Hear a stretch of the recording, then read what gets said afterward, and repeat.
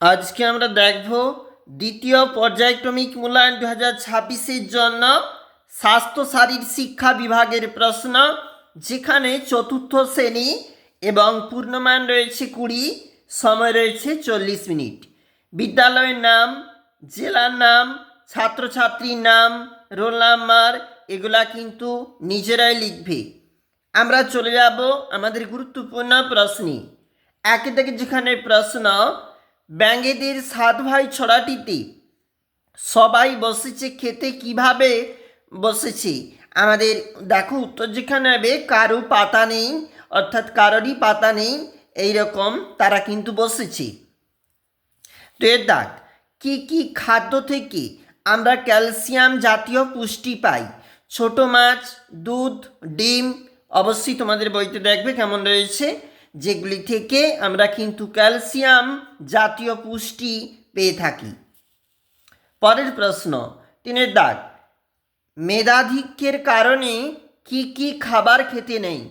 মেধাধিক্যের কারণে অতিরিক্ত চর্বিযুক্ত খাবার খাওয়া কিন্তু নিষিদ্ধ, বা ওগুলা খেতে নেই।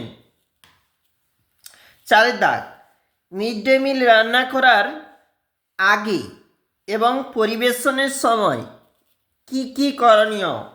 উত্তর হবে সবজি, চাল, ডাল ভালো করে ধুয়ে নেওয়া উচিত রান্না করার আগে, এবং পরিবেশনের সময় পরিষ্কার বাসনে কিন্তু খাবার পরিবেশন করতে হবে বা দেওয়া উচিত।